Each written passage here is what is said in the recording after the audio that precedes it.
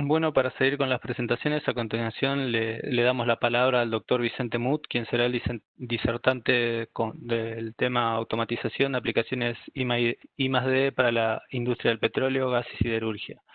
Vicente es doctor en Ingeniería de la Universidad de San Juan, es investigador principal del CONICET, profesor titular de la Universidad de San Juan y director del Instituto de Automática de Unidad Doble Dependencia de la Universidad de San Juan y CONICET. Ya sin más, le cedo la palabra a Vicente. Hola, buenas tardes. ¿Se escucha bien, por favor? Sí, sí. Perfecto. Buenas tardes. Mi nombre es Vicente Muth. Pertenezco al Instituto de Automática de la Universidad Nacional de San Juan, que es una unidad de doble dependencia de la Universidad Nacional de San Juan y CONICET. En este caso, bueno, voy a hacer una presentación de aspectos de automatización y aplicaciones que a nuestro entender y de acuerdo a nuestra experiencia de I+D en la industria del petróleo, gas y siderurgia. Me están acompañando durante la presentación los investigadores que han trabajado específicamente en cada una de las cuestiones que yo voy a presentar. Por si luego hay alguna preguntas generales, las pueden evacuar ellos sin ningún tipo de problema. Bueno, simplemente a modo de presentación de quiénes somos. En el Instituto de Automática somos aproximadamente 25 investigadores y tenemos apoyo de unas 6 personas técnicos y personal de apoyo, tanto de la universidad como de CONICET. Y contamos con 10 becarios doctorales que ejecutan sus tareas en nuestro programa de doctorado en Ingeniería de Sistemas de Control. Durante esta presentación, nosotros hemos elegido algunas áreas específicas que a nuestro entender tienen mayor aplicación en el área de la industria del petróleo, del gas y la siderurgia, y las hemos dividido en control y automatización, visión artificial, acústica, capacitación y desarrollos especiales. Dentro del área de control y automatización, que incluye un aspecto importante de actividad en nuestro instituto, que es el área de la robótica, nuestra propuesta pasa por la supervisión de soldaduras en gasoductos, TIC inteligentes, desarrollo de robots. En general yo voy a presentar una propuesta de un manipulador móvil teleoperado y control y modelado en el proceso de fabricación de tubos de acero. En el área de visión artificial, las áreas más importantes o la subárea más importante de esta área es la detección de fallas, la medición y análisis de movimiento y gestos humanos, la interacción hombre-máquina y la inspección con drones. Yo en particular en esta presentación voy a hacer una aplicación particular de detección de fallas mediante visión artificial. En el área de acústica, el control del ruido ambiental en plantas y procesos al aire libre, el control del ruido y cómo influye este en puestos de trabajo, y la medición de parámetros que en general no están disponibles en sonómetros o software comerciales de cálculo, pero que son necesarios para tener una correcta interpretación de las normativas ambientales en cada caso.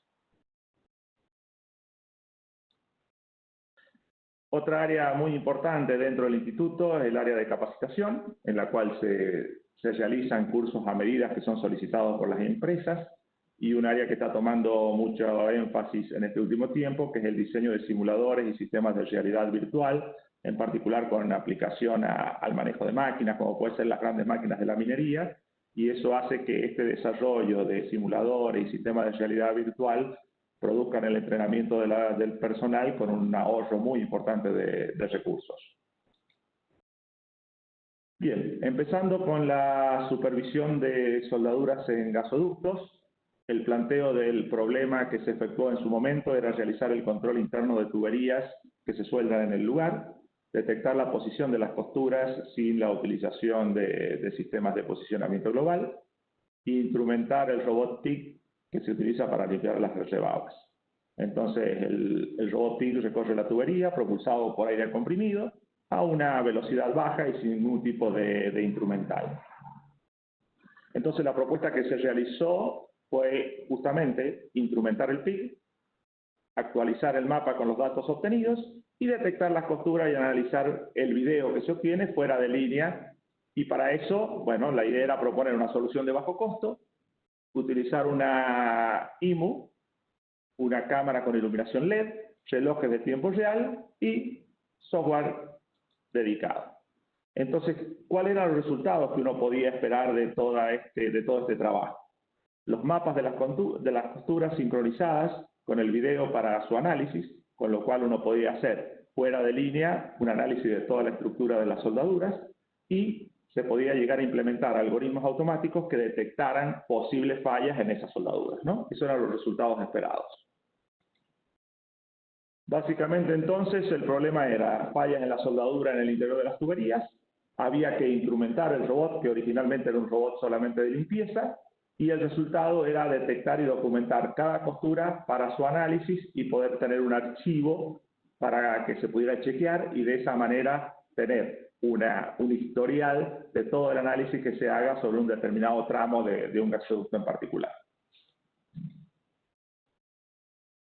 Otro de los temas que me gustaría plantear es lo que se denomina el robot argentino teleoperado. Esta aplicación, si bien fue realizada a una propuesta del Ministerio de Defensa del Gobierno Nacional, generó una estructura robótica bastante versátil y que de algún modo es escalable a distintos tipos de máquinas de mayor o de menor tamaño que el propio robot que se ha desarrollado o el prototipo que se ha desarrollado. Y acá el problema era bastante particular porque había que ejecutar tareas que sean potencialmente peligrosas para los operadores a distancia, o sea, sin que el operador esté en el lugar o en el ambiente peligroso. Esta operación remota se debía hacer sin línea de vista, a través de un sistema robótico con un cierto nivel de complejidad y la posibilidad de comando desde cualquier lugar en el mundo, ¿no? Entonces, básicamente, cuando uno intenta presentar este problema, aparecen tres lugares claramente diferenciados. Por un lado está el sitio local, que es donde aparece el operador, y a través de un robot maestro puede manejar en un sitio remoto justamente la estructura de manipulador móvil que realiza la tarea, en el sitio remoto donde se encuentra un ambiente que sea potencialmente peligroso o de alto riesgo. Y entonces existe el tercer componente, que a su vez es el canal de comunicación, y ese canal de comunicación en general presenta una problemática, que son los retardos tanto de ida como de vuelta en la comunicación.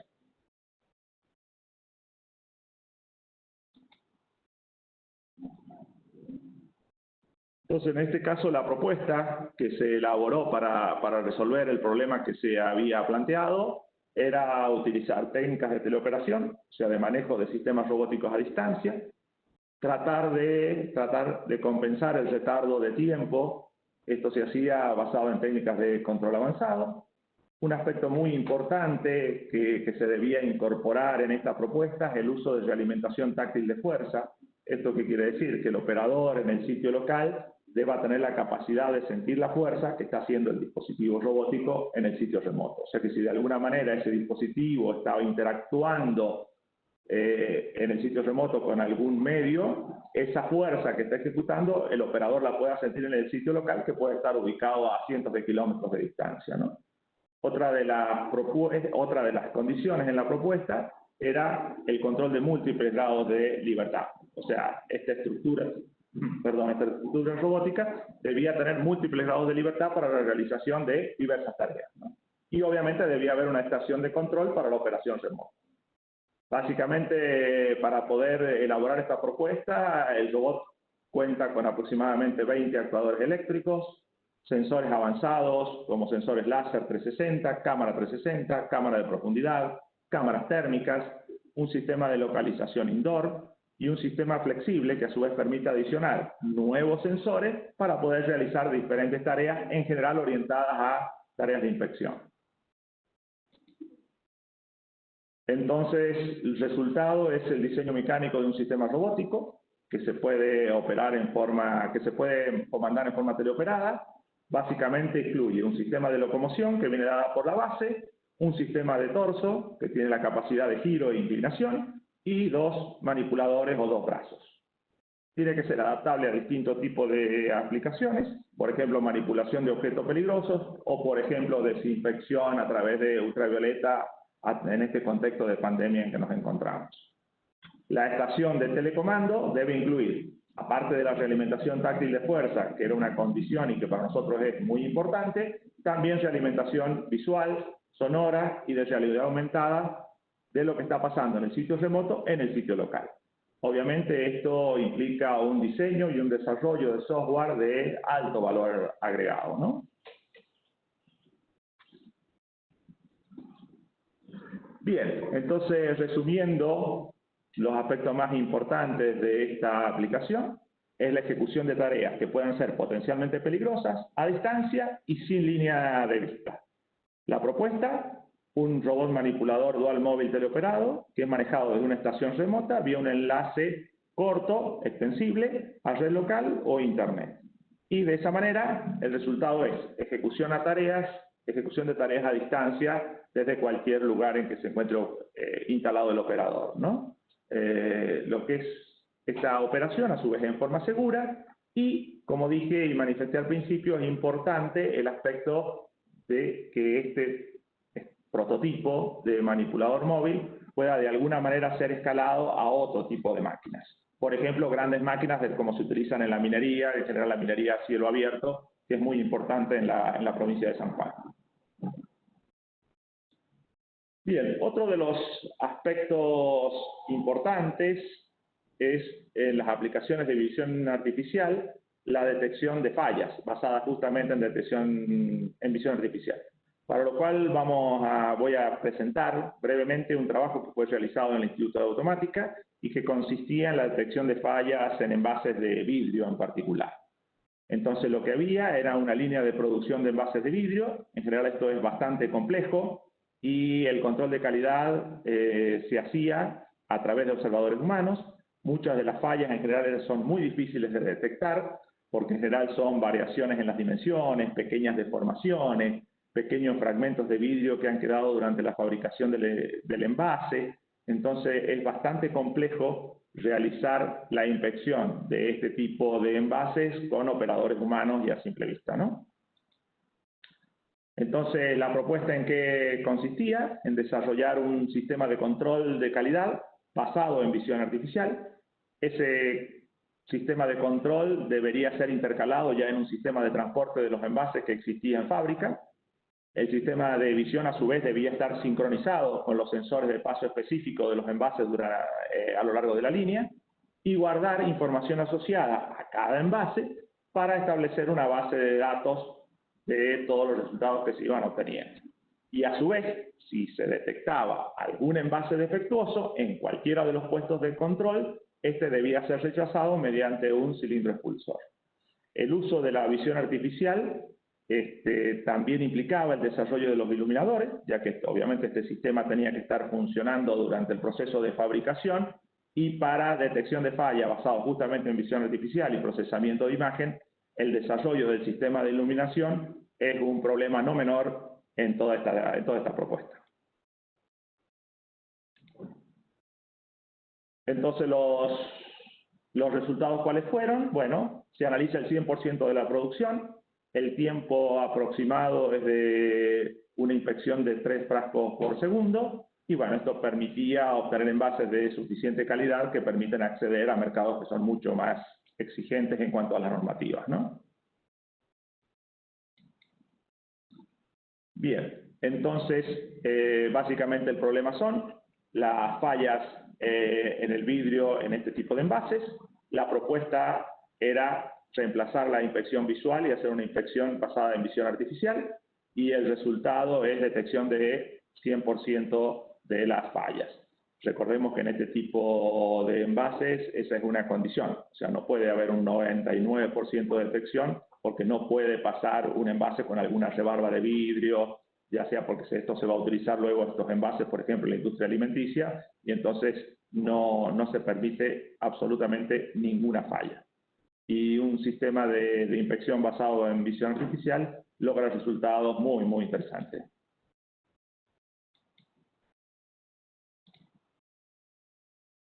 Bien, y otra de las aplicaciones que mencionamos al principio respecto a la industria de la siderurgia era el tren de laminación de tubos de acero.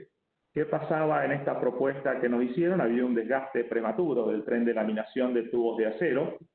Esto que lo que es una planta de laminación de tubos y costuras que se utilizan en la industria del petróleo. y entonces el problema era que el sistema de tracción a cremallera del material a laminar sufría un desgaste demasiado prematuro.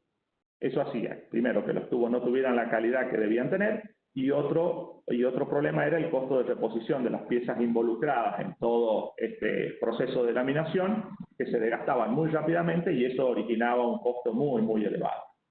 Entonces, lo que se vio y lo que se analizó fue que la estructura de control original producía fuertes oscilaciones y esas oscilaciones se veían repercutidas en la fabricación de los tubos y a su vez en el consiguiente desgaste muy rápido y las roturas de los elementos mecánicos del tren de laminación.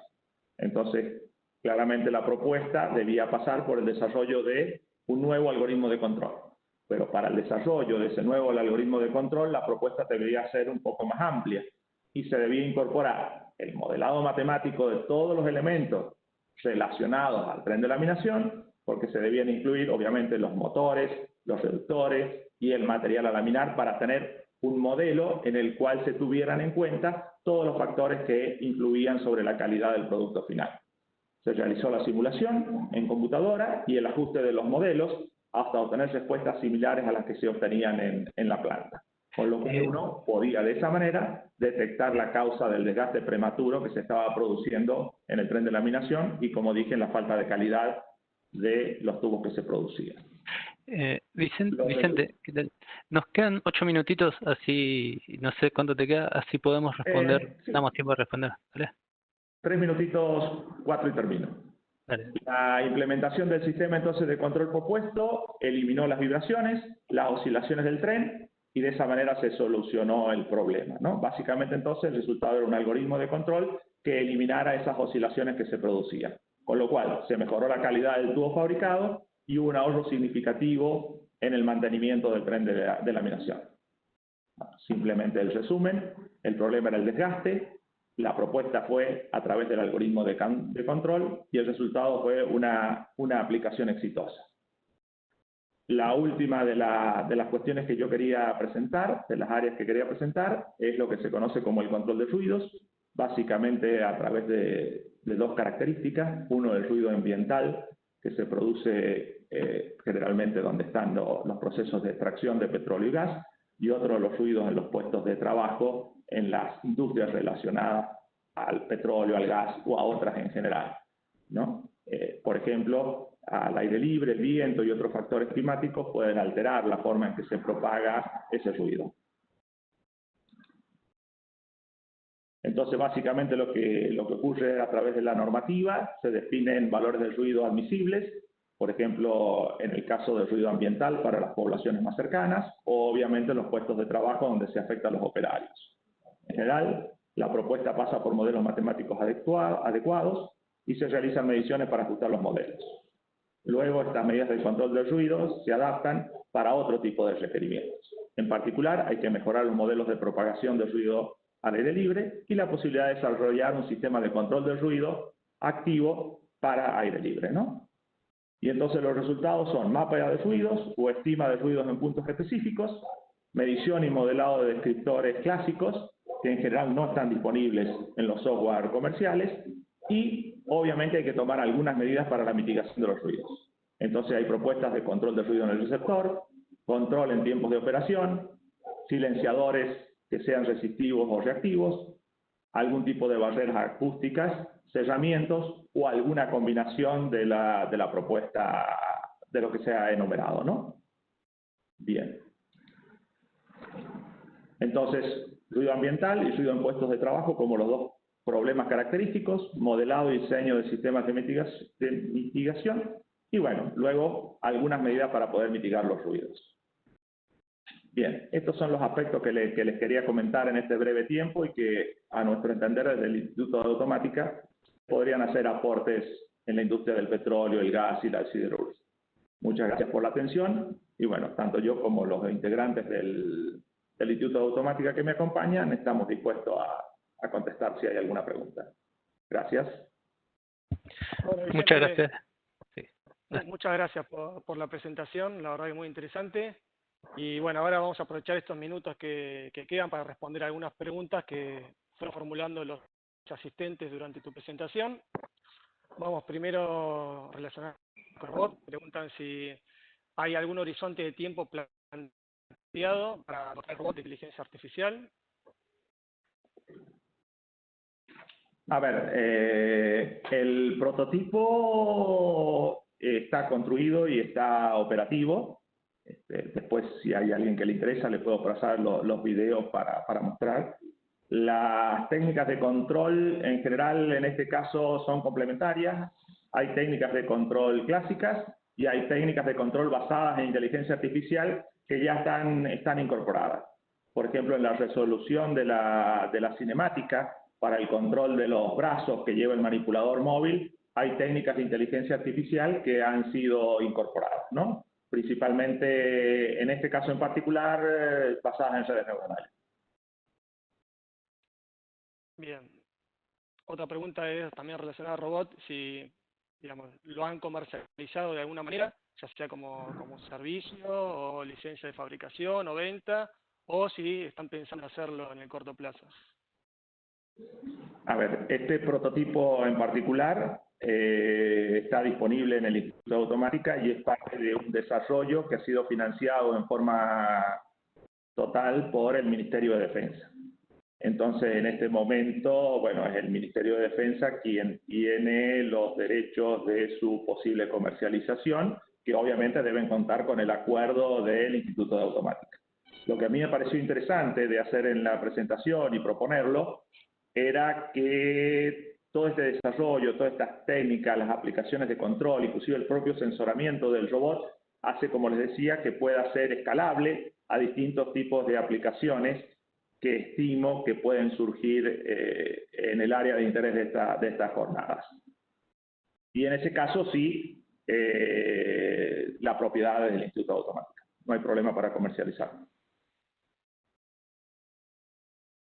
Bien, respecto a lo que es visión artificial, también hay una pregunta, si la detección de fallas en envases lleva a alguna acción correctiva o simplemente el objetivo es aumentar el descarte para acceder a mercados más exigentes. En este caso en particular está orientado al descarte, porque esto está aplicado en una industria que hace uso del envase, no fabrica el envase. Entonces ellos compraban una cierta cantidad de envases y en la línea de producción de la empresa estaba el sistema de inspección. ¿Por qué? Porque, bueno, se habían dado cuenta que cuando compraban una cantidad determinada de envases venía un pequeño porcentaje, pero venían algunos con fallas. Entonces, como no se podían dar el lujo, porque este en particular era una industria alimenticia, de que fuera algún envase con fallas, nos solicitó este trabajo para que esos envases fueran descartados y esto, como iba de vidrio, iba reciclado y luego se volvían a fabricar nuevos envases, pero en otra industria, en la industria relacionada al vidrio. Pero en particular, en esta aplicación, era tareas de descarte. A ellos también les interesaba tener alguna idea y armar una base de datos, ¿no? También con toda la información que se iba recolectando. Para ellos era muy importante, ¿no? Otra pregunta más respecto del control de ruidos. Preguntan cómo funcionan los equipos de disminución de ruido cuando el ruido es de amplio espectro, como ruido blanco. Bien. Ahí le paso... Hay que hacer una combinación de medidas de limpieza. Sí. Ahí el doctor Acolti les va a responder. ¿Qué tal? Bueno, buenas tardes.